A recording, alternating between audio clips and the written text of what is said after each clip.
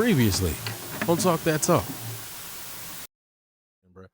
I don't think that the question really addresses. Well, I know what the question is, right?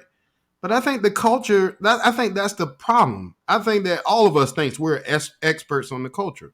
I think the culture is what your experience in the culture is, because we all have varying experience. We have varying experience levels. You know what I'm saying? I've been in HBCU band culture, like you said, doing for 22 years, bro. You know, I've been doing this. So it's my experience is going to be different than a high school kid that loves Southern. That's why I'm never going to judge those kids because they love what they love. All I ever say on the show is just be marketable. Have something, don't be one-sided. Have something that will make you marketable in this thing and be good at what you do. So I think that that's the first mistake is we all assume that we're experts in band culture. Protect the culture means do what's in the best interest of black people. Let's get black people in college. Let's get black people into careers where they can financially support these institutions that they say they love so they can actually make their bands better in a tangible way. You want your band to be better? You need to put your money where your mouth is. You know, I mean, that's just how it works, y'all. Like, I don't know. We keep telling people this, but it seems like it's foreign language. HBCU band culture doesn't need to be protected. Why? Because we all are still involved in it. We all give back. We all talk about band. You know, our bands are now on national TV, like I said before. There's so many beautiful things that happen in the HBCU band culture. Are there bad things? Yeah. I wish we were nicer to each other. I wish it was okay for band directors to be friends again, or bands to be friends with one another. Or, you know, like Quan, you bring this up all the time. Back in the day, Dr. Sanford, Dr. Gregg, all them was cool. They would hit that hen dog, everybody in there drunk as hell, having a good old time. It wasn't, man, I hate you because you wear a different uniform than me. That's what's damaging band culture. You know what I'm saying? So I think we need to stop being full of ourselves, man. Ain't nobody bigger than the next person. I'm not bigger than anybody on this call. We ain't bigger than anybody out there.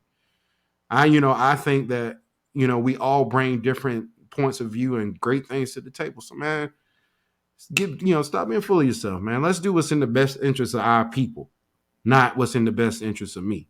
So, yeah, even that question, man, is like, protect the culture. We all need to protect it because we care about it and we love it. So that's it.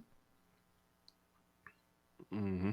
Quan, how do we say protect the culture when most don't know what the culture is? Well, first we have to begin being amicable with one another. Like it's okay to agree to disagree. Like most of my comment of what I'm about to say is gonna fall on the same ground with what Rick has basically expressed. Like it's okay. It's okay to say, man, hey, I march for FAMU marching 100, but I appreciate Southern for who they are, for them being them, because we're promoting HBCU culture. And I'm gonna say this, and I have to say this. You don't hear the Blue Devils talking shit about the cadets. You don't hear people in Compass talking about Genesis. Compass doesn't exist anymore.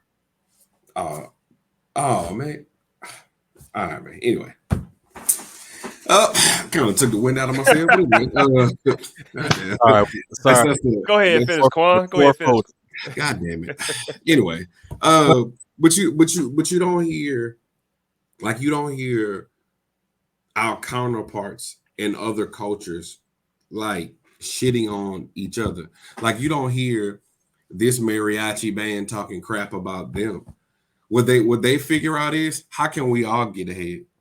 And I hate to say it like this. I say it all the time. We still deal with post-traumatic slave syndrome because it's like we can't go to the same goal together. We always say, well, there's more than one way to skin the cat, but when you skin your cat that way, then you're wrong because you're not doing it the way I'm doing it. It's like to agree that HBCU culture has to begin maturing. I'm gonna use that word. We need to begin maturing. And I'm saying that because I've been in the DCI world, of course, not as long as Rick and not as long as Julian, but I'm blessed to participate in it as a tech and whatnot. Man, them kids, when they go to other people's shows, they appreciate the show for his artistry and his pageantry. That's it. After they trying to take pictures, they not. It's not the same. It's not like, oh, I'm a Crip because I went to PV and then he a Blood and he went to TSU, but we can't get along. Like, nah, bro. It's musicians. And it's some point where it's like, say, bro, that was good. What is wrong with saying, say, bro, that was a good field show? And we have pages, like you said it yourself, Lady, like we have pages that the specific goal is to tear down the other one. You don't see that in other, you don't see that, you don't see a DCI page where they like F the what's the Madison Scouts. You don't see that, bro. The groups that I'm in, right? Like F Mandarins or something, right? Yeah, like they literally be in a group. They be like, man, Blue Coats Tilt was awesome. You know, this like, and they have a sense of camaraderie and fraternalism because they march for DCI. Why we can't operate like that? I see a dude from Alabama State and be like, dang, you march for the Marching Hornets, man. I marched for PV, bro, man. I mean, how was your experience, bro? Like, but Quan, I don't mean to cut you off, bro. We do that for the HBCU experience. When I'm in the airport and I see somebody from another HBCU, I always go over and say something, right? Right. It's specific to band, bro. It's just right. That's band. what I'm saying. Yeah, for that it's portion. just band.